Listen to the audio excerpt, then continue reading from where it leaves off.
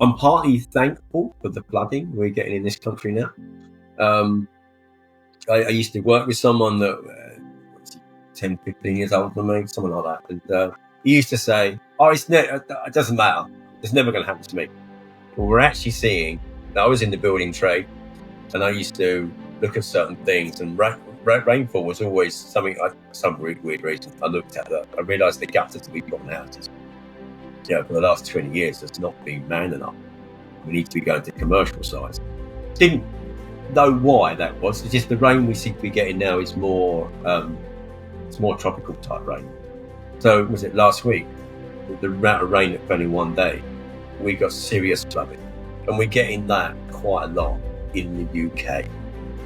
So you've got places around the world which sometimes poorer places which are at sea level, they're getting wiped out. We don't hear about that because our government doesn't want us to know. But thankfully, it's happening in our country, and I'm hoping people are going to start waking up to that.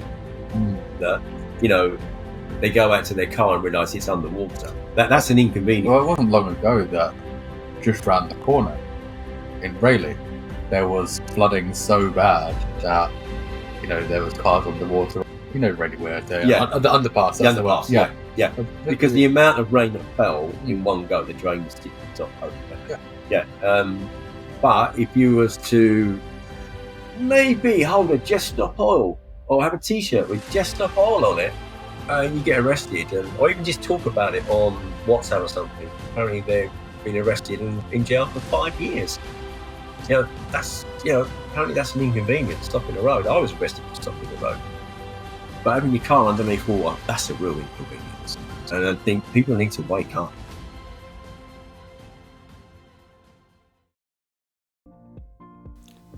Welcome back to Plantfaced. As always, I'm your host, Callum Weir. Welcome back, friends. And if you're new here, thank you for joining me. Today's episode is one that hits that rare intersection: ethics, environment, business, and just being a human trying to do the right thing in a world that really doesn't make it easy. My guest today is someone you've probably seen floating around the vegan and sustainability space, especially if you've ever visited Plantfaced Coffee Shop in Essex. Stephen Geary, good friend, activist, and founder, along with his daughter Harriet, of the Plantfaced Coffee Shop. I'm one of those people who thinks deeply about the world rather than shouting about it. And this conversation, it goes everywhere in the best possible ways. We talk about the strain of living on a planet where huge corporations burn through resources for profit, while communities and ecosystems pay the price. We talk about the redistribution of wildlife, the impact of animal agriculture, the politics of what's seasonal, and whether the carbon footprint panic around imported produce is actually grounded in reality, or is it just another distraction? We get into the responsibility of ethical businesses, the pressure of trying to stay afloat while sticking to your values, and what it actually means to build something that aligns with your ethics when the world keeps nudging you to compromise. And honestly, this conversation is just one of those ones that reminds you the world is messy, systems are complicated, but change still comes from people. People who care enough to act, question, build, and even keep trying when it feels like they're swimming against the current. Stephen brings honesty, frustration, optimism, realism, the whole cocktail, and it makes for a brilliant conversation about activism, food systems, and the future we're all quietly worried about.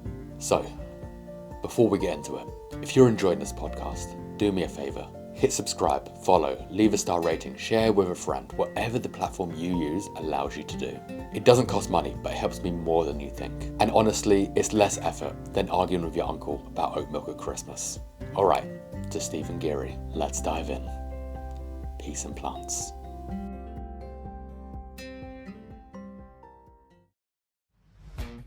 Alright, quick one before we get stuck in. And relax, I'm not about to hit you with some life-changing offer nonsense.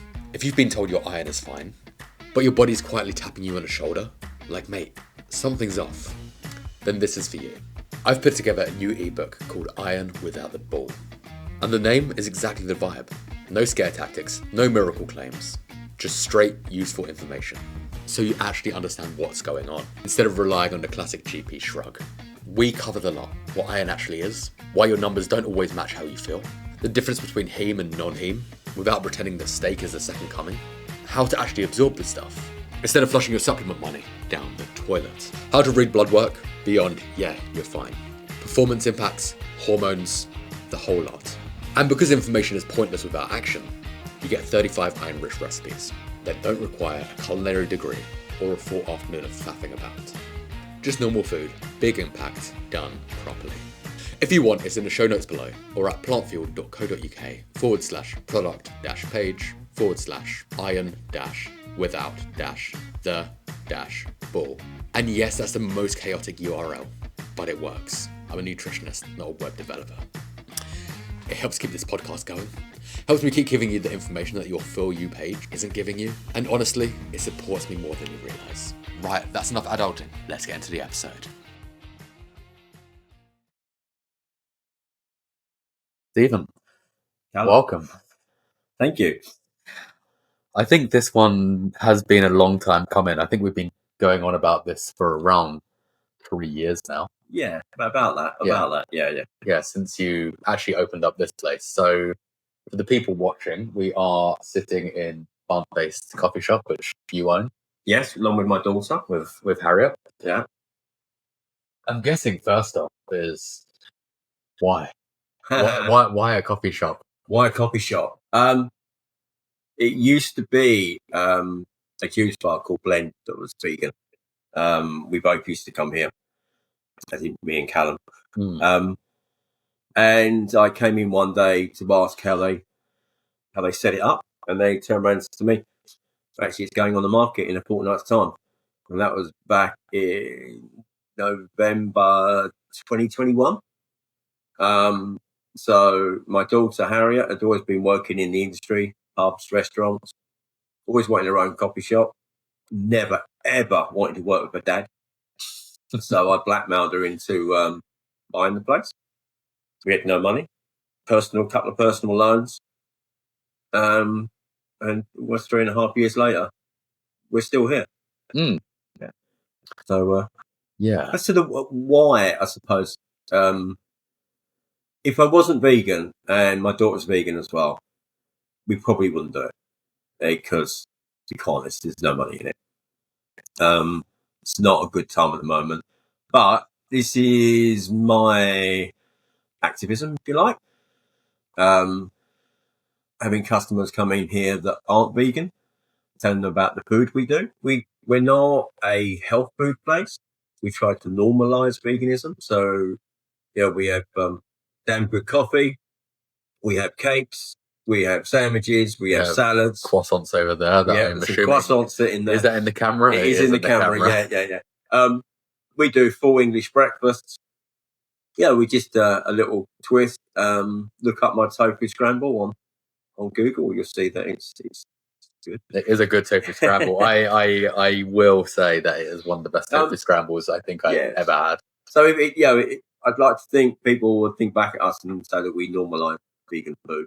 I would say so, because when you look at other vegan cafes or plant-based cafes, they are very much seen as more of a health food store where you're going to go get your like protein balls, or you're going to get salads and things. Although you do salads, we do salads.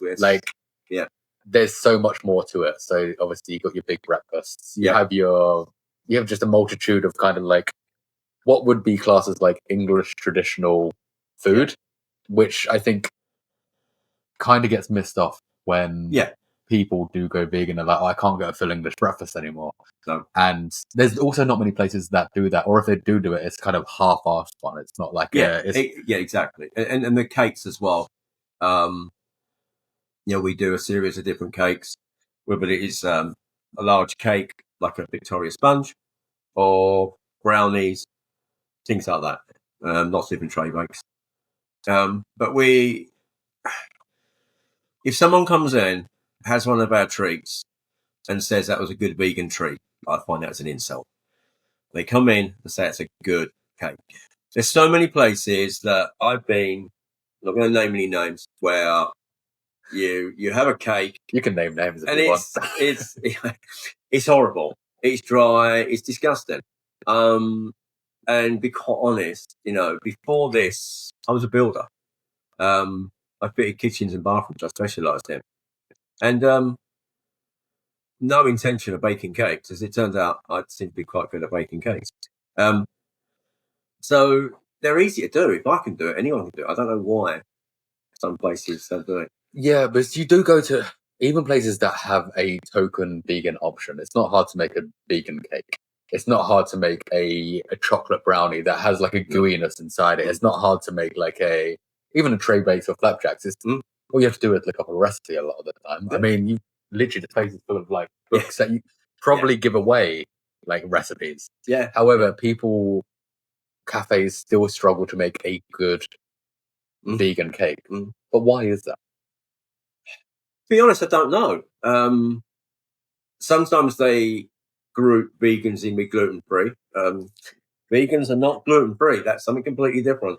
So gluten free cakes are harder to do to taste nice, or the texture is sometimes a bit different. But I don't know. If you look at restaurants, I never understand it in restaurants when you've got a chef, a qualified chef that can cook. They know what tastes are, but they can't make a vegan meal.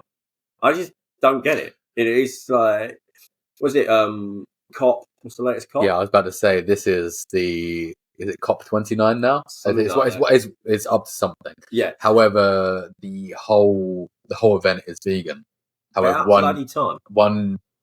one chef dropped out because he wouldn't cook vegan food. So they got who's got a vegan restaurant, I think, isn't he? The new one coming, yeah. But I don't think if you are qualified and you know how to cook food and you know how to create flavors, even if you're not used to using things like tofu and tempeh, you don't have to use tofu, tempeh, seitan, anything like that. No. You can make a completely whole food, plant-based meal that tastes delicious.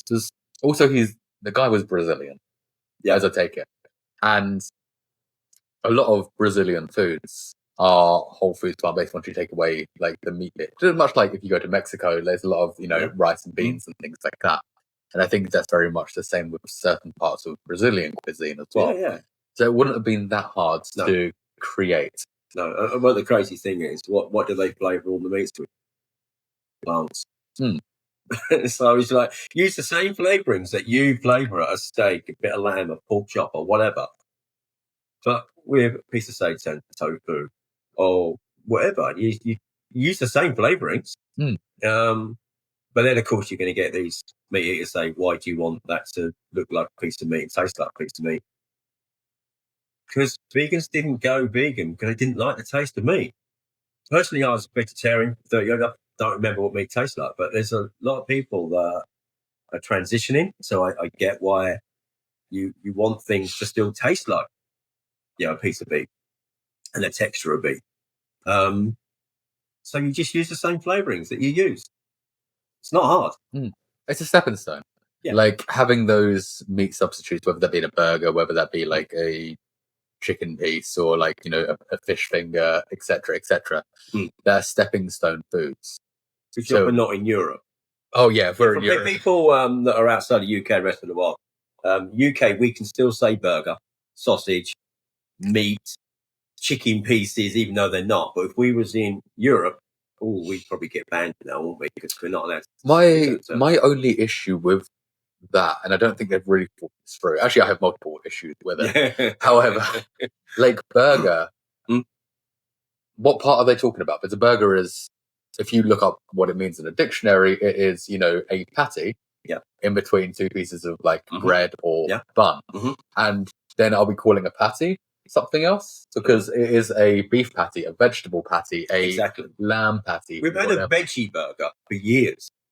When I was a vegan, when I was a vegetarian, I was eating, spicy bean burgers from the Wimpy. That's a throwback. Yeah, it's a throwback. But there was no problem with it then. It is just, I think it's going to backfire anyway on them. I think it just shows how the meat lobby is scared. Just good. Yeah. I also think as well, it will backfire because then you're looking at all these companies and they're going to have to spend millions rebranding and repackaging just because of some law, which would then either take other people out of business, which I don't think the government would particularly want, is, a source of income then dwindling. However, then you have things like, coconut milk, you have peanut butter, yeah, you have hot dogs, you Yeah. have, a multitude of different things. Mm. And people aren't stupid. People know that these things exist, and like people know that Yeah. peanut butter doesn't have butter. No. But hopefully people know that No, hot dogs don't have Yeah. have dogs in it. That might depend on the part of the world you're in. Yeah, dude, yeah. But Yeah, I think it's bizarre. It is bizarre. But thankfully, in this country, in the UK, we can carry on calling them burgers. well, they did try to ban it a few years ago. It just didn't go through. And there's been a multitude of different countries in Europe that have tried banning it as well. Mm. However, they haven't gone through. It's only is it Germany?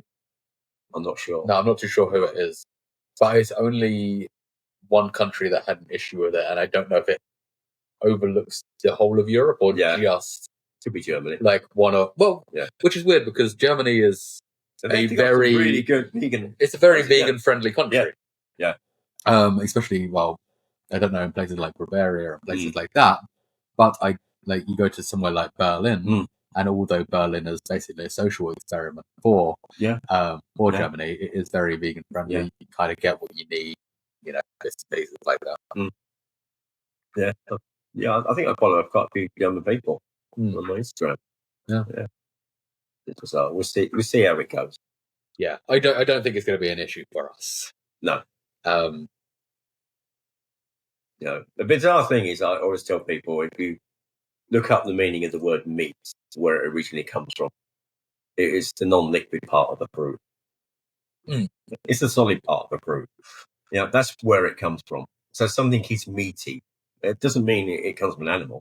So it's the animal agriculture and the meat lobby that have adopted that word. So if we really want to be particularly about it, we could tell them to stop using that word.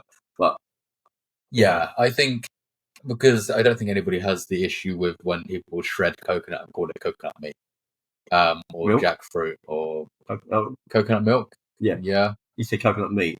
Oh no, coconut meat is. Oh really? Yeah. The white stuff is okay. Like the coconut flakes when they're done in a raw form can be. Follows on what I said. Meat. Okay. Yeah. So it's still used. It's still used as coconut meat.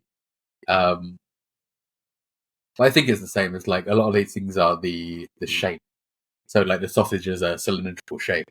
Yeah. And I think people are getting like a stick up their ass for no reason whatsoever. Well, they did try and ban the UK sausage. I'm talking about a meat sausage quite a few years ago, because a traditional sausage would all be the bits that people don't really want to eat from a pig.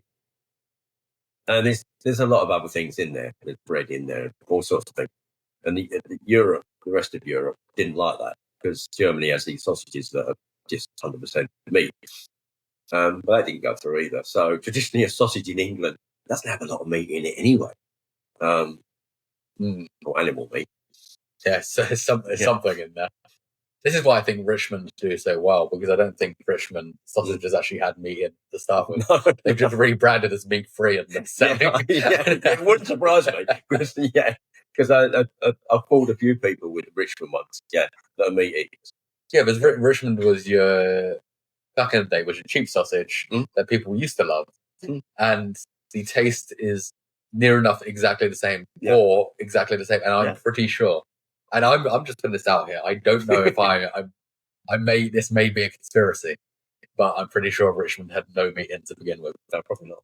Or he's going back to the chefs that know what they're doing and making those flavours up, providing they're not using an animal product to make the flavours. They're just flavouring whatever they put in. I think it's soya. I think in a Richmond sausage.